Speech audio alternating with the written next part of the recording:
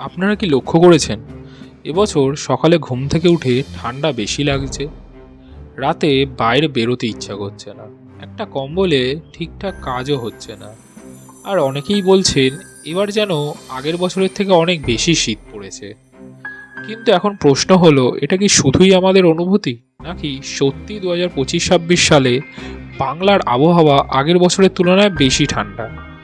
আজকের ভিডিওতে আমরা খুঁজে বের করব বিজ্ঞান কি বলছে, আবহাওয়া দপ্তরের তথ্য, আর এমন কিছু লুকোনো কারণ যেগুলো আমরা সাধারণত খেয়ালই করি না।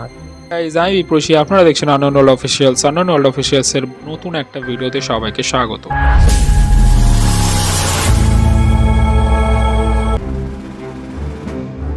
প্রথমে একটা কথা পরিষ্কার করি, মানুষের শরীরের তাপমাত্রা অনুভব করে রিলেটিভভাবে, অ্যাবসলিউটভাবে নয়।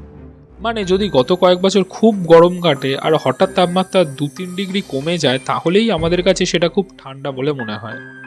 গত কয়েক বছরে বাংলায় যা হয়েছে তা হলো দীর্ঘ গ্রীষ্ম, অস্বাভাবিক হিটওয়েভ, রাতে তাপমাত্রা না কমা, ফলে শরীর অভ্যস্ত হয়ে গিয়েছিল গরমের সঙ্গে।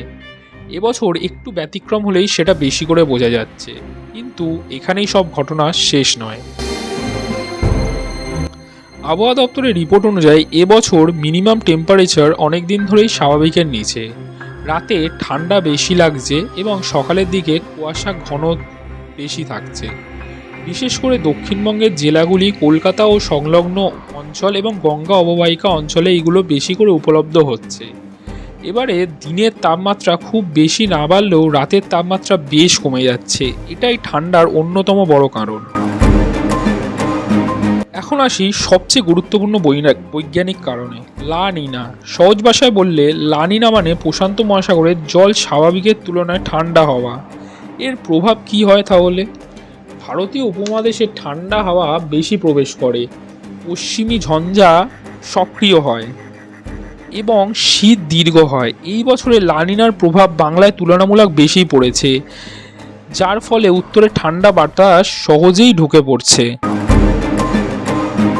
উত্তর ভারত, পাঞ্জাব, হরিয়ানা, রাজস্থান এই এলাকায় এবার শীত বেশ শক্তিশালী, আর এই ঠান্ডা বাতাস উত্তর থেকে পূর্ব দিকে গঙ্গা সমতল পেরিয়ে বাংলায় ঢুকছে। এর ফলে হাওয়া ঠান্ডা হচ্ছে, কুয়াশা বেশি হচ্ছে, আর তাপমাত্রা কিছুটা ডিক্রিজ করছে।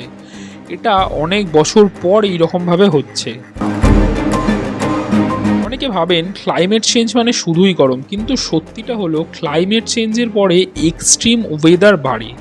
মানে কোথাও অস্বাভাবিক গরম, আবার কোথাও অস্বাভাবিক ঠান্ডা। এবছর বাংলায় আমরা ঠান্ডার এক্সট্রিম দিকটা বেশি অনুভব করছি।